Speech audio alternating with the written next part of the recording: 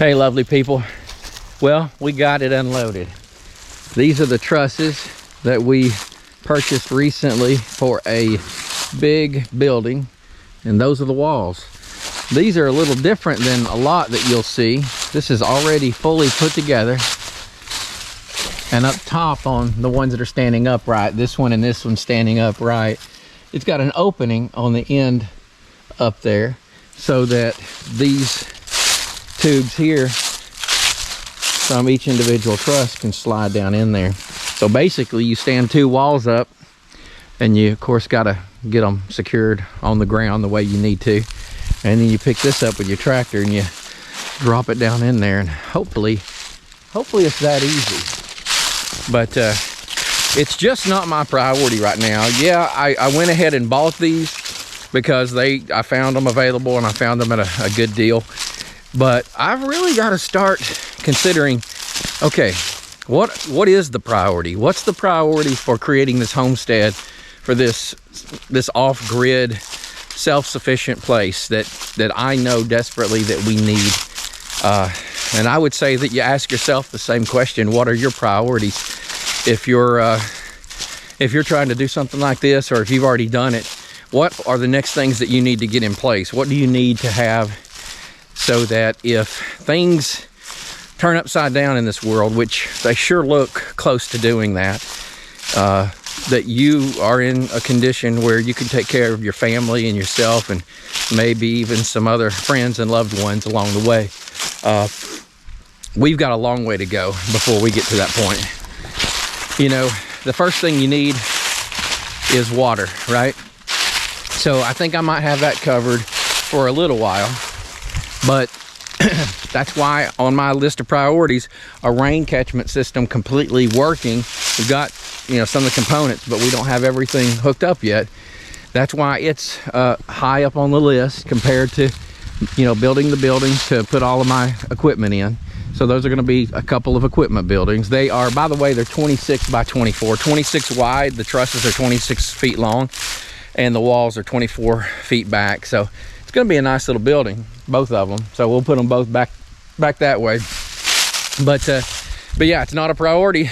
You got to get our priorities straight. We've got to have survival in our mindset as a priority. Let's imagine for a minute that you lost electricity today, and there was no, we just don't know when it's coming back on. And you can pick about 20 different reasons why that could happen in this world, in this day and time, and just pick one. There's plenty of them to choose from. I won't go into all that. We know this world's in a unique position, to say the least. And so yeah, just pick a reason and go ahead and pretend that you've got no electricity. Okay, so pretend that since you have no electricity, you have no running water because the pump somewhere that gets it to you, it's not working. What are you going to do? Where are you going to get your water from? Maybe you need to go ahead and get some jugs. Maybe you need to fill them up. Maybe you need to order something. I did recently. I ordered a big 55-pound bucket of it's basically like a pool shock product. Look into it. You can Google it and you can find the name of the type that's safe to add to your drinking water, so that it will clean it and sanitize it, and it'll last a long time that way. But maybe you need to get some kind of product that you can add to creek water, something like that. Then you need food, right? So you need to have food storage. I think food storage is very important. If nothing else, go out and buy a lot of canned food. Canned food has a pretty good expiration length of time on it, so that you can store it and keep it. And then when you get to the point, let's say nothing does happen, so go ahead and start using those cans of food and rotate them, buy some more and add back to your stockpile. But you'll always have green beans, corn, and all the good stuff that you can just pop a can open and fix yourself a meal in normal times. But in bad times, if you've got a lot of canned food stored up, that's going to sustain you for a little while. Not forever, but it's a start. So beyond that, we need shelter, right? We need shelter, and in here we need to get this shelter finished. This pole barn, we're creating a tiny house in the front, as you know, and I'm currently in the process, and The video is probably coming out right behind this pretty soon, hopefully, finishing the wood stove and running the pipe through the wall and up the side, making a nice chimney. And so that'll be good. Now, I really need electricity because we talked a minute ago, you don't have any power. So you need a generator, or you need something to give you some electricity, a battery bank that you can charge somehow with a generator. Or in my case, my goal is to get the solar panels out in the field, out there where the sun's still shining, which is a long ways off out that way, and run it up this way into the barn so that we can be a fully self-sufficient electrical power station for all of our needs in here.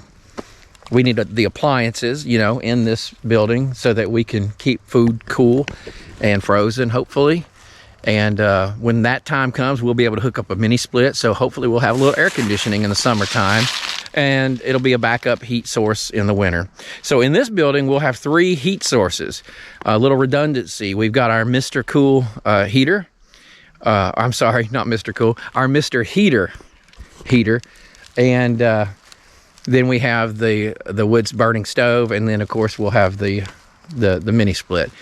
So that'll be nice, but really for the summertime, we're down here in the south and the humidity gets bad, so that will be good. Now, you got to have heat in the winter. The summer, in my opinion, that's pretty miserable if you don't have air conditioning, but people can make it without that. There's a lot of other things that we need to get accomplished. We need gardens, and I want to tell you what we're planning for this garden area here and get your thoughts on it. If you want to, throw a comment down there and let me know your thoughts. But since we're not going to have water coming in from the county, we're going to do our own off-grid water source. One day we need a well. That would be premier. That would be ideal, but it's very expensive.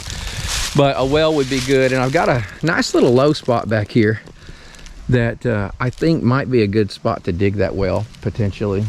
But more than likely, maybe down here at the lower part of this hill would be a good spot. Of course, we've got to pump it up this way. So with no electrical power except for solar, you know, I don't want to have to use the pump a whole lot, but maybe it can have its own solar panel.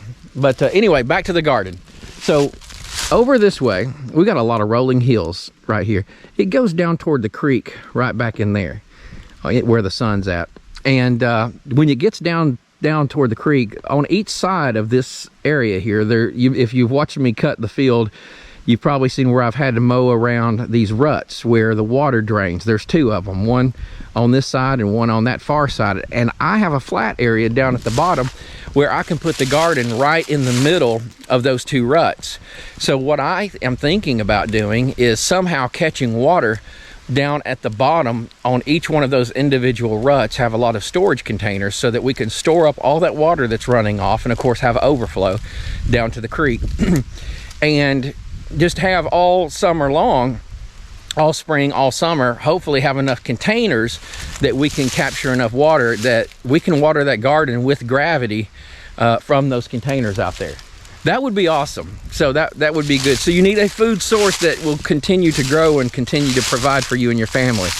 Here, we've got a lot of acreage of woods.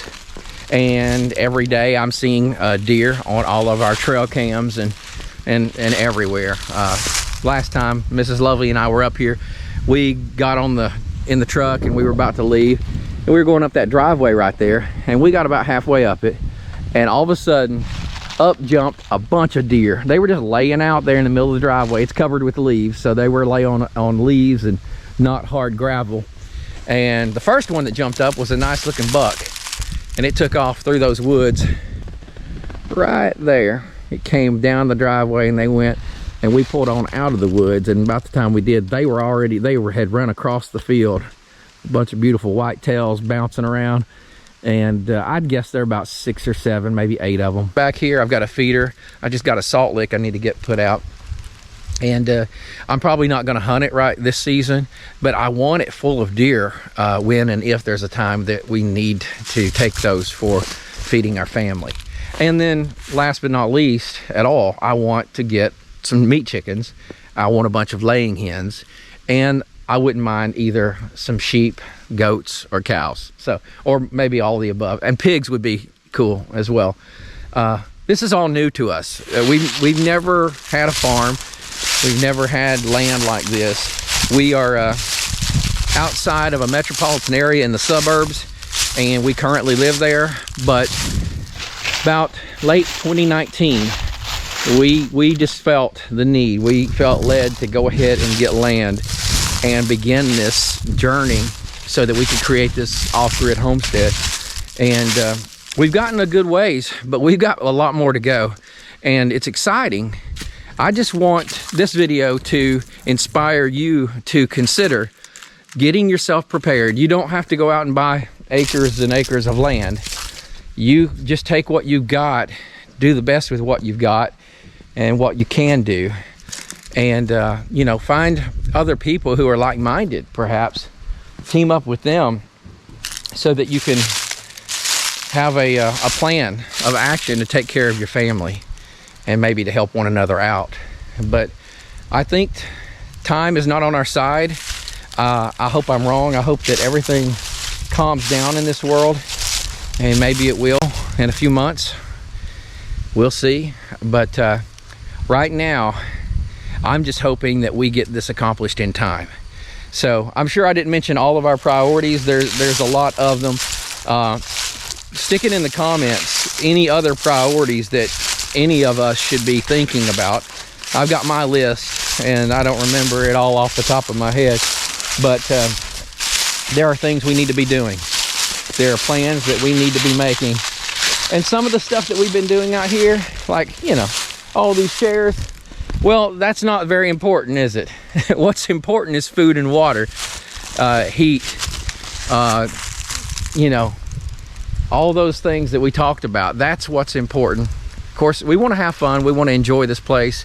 We want to do everything so that we can bring the grandchildren and our family down and make this a place that they will love to come to, a retreat. But we also want to move here. But yeah, storing firewood, you know, having that source. I just saw that big pile of wood out there that I'm going to be chipping or burning. There's just a lot to do, lovely people. So I just wanted to give you something to think about. And I'm going to get back to working on my the fireplace, the wood stove, and the chimney section. So you guys take care of yourself. God bless you, and be lovely, people. We'll see you next time. Take it easy.